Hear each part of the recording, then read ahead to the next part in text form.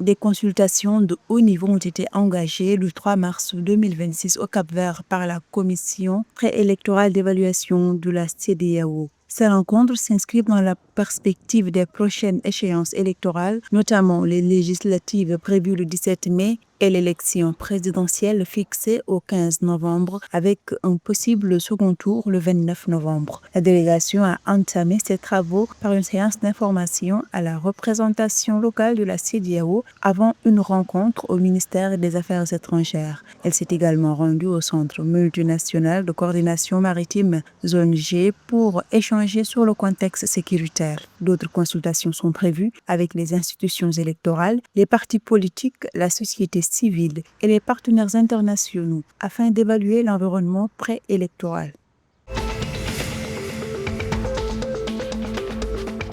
Après une croissance robuste de 6,7% en 2025 dans la zone UEMOA, la BCEAO abaisse ses taux directeurs de 25 points de base pour soutenir le crédit et l'activité économique de la zone. Le principal taux passe de 3,25% à 3%, le taux du guichet marginal de 5,25% à 5%, tandis que le coefficient des réserves obligatoires reste fixé à 3%. Le gouverneur de la BCEAO, Jean-Claude Cassibrou, souligne que la mesure doit faciliter l'accès au financement pour les entreprises et les ménages. Quant à la croissance, elle a été portée par la campagne agricole, les services et les industries extractives et manufacturières.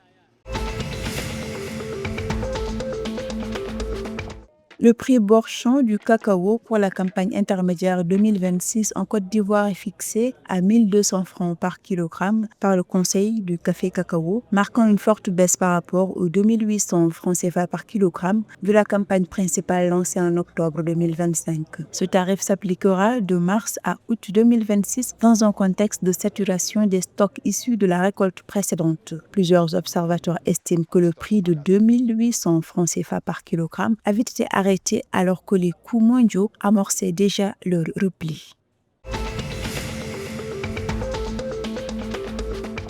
Les autorités béninoises ont annoncé l'installation d'un système de vidéoprotection dans 5 villes et plusieurs points frontaliers. L'initiative vise à renforcer la sécurité publique, surveiller les flux transfrontaliers et faciliter la vidéo-verbalisation ainsi que les enquêtes judiciaires, tout en améliorant la circulation routière. Le dispositif pourrait contribuer à réduire les accidents et les coûts liés à l'insécurité routière, tout en favorisant le respect du code de la route.